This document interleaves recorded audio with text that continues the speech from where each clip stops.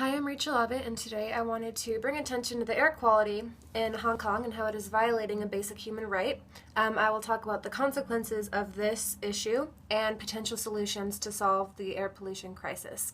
I will talk about the general overview of the pollution in Hong Kong, the government's actions on air pollution in relation to human rights, and also I will touch on citizen interaction with the air pollution problem. So what is the pollution problem in Hong Kong and how is it affecting citizens? Well, Hong Kong receives a great deal of local street level pollution from diesel emissions, motor vehicles, power plants, and industry. Nitrogen dioxide emissions alone have risen 23% from 2011. The HKSR, which is the Hong Kong government, their air quality objectives have failed to meet the World Health Organization standards for the past 25 years as they are failing to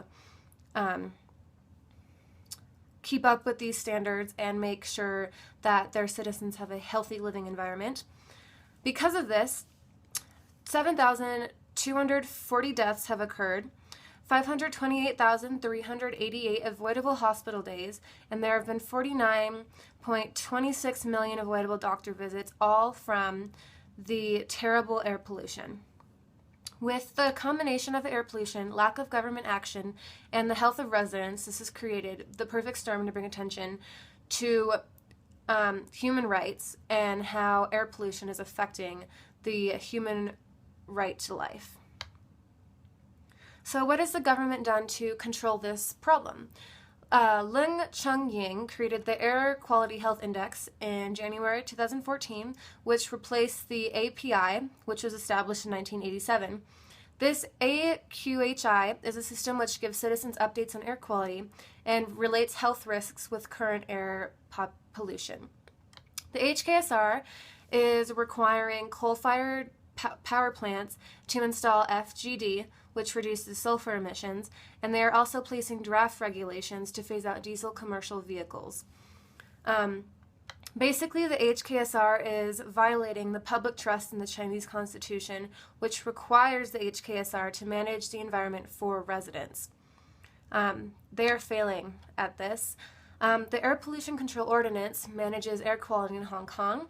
It establishes the max acceptable levels of air pollutants, but the government does nothing to enforce this ordinance. Because of this, they continuously fall below World Health Organization standards and have not been making large efforts to curb the problem. So how is this related to human rights?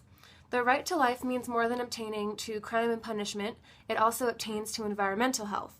Air pollution takes away the basic right to life, as I have already demonstrated in my statistics of how many people are affected by this terrible air pollution problem in Hong Kong. In March 2007, the Clean Air Foundation sued the HKSAR to protect the environmental rights, claiming that the terrible air pollution violated basic human rights. A man named Allaham sued for the children who had no choice but to live in a polluted and unhealthy environment. He also claimed that polluted air was slowly killing Hong Kong citizens, and brought to light how the HKSAR is failing to guarantee the right to life to residents, which is their duty to protect basically the right to life of all their citizens. So how can citizens interact with government failure to respond to pollution levels? Basically now, citizens can file for lawsuits if they feel that the terrible air pollution problem has had an effect on their health, and air quality objectives must be updated whenever pollution interferes with health and life. In conclusion, the government's lack to initiate better programs and solve the issue of air pollution in Hong Kong has created major health problems and unnecessary deaths in Hong Kong. These impose on the basic right to life for citizens. This problem can be improved if the HKSR took better action in controlling pollution levels.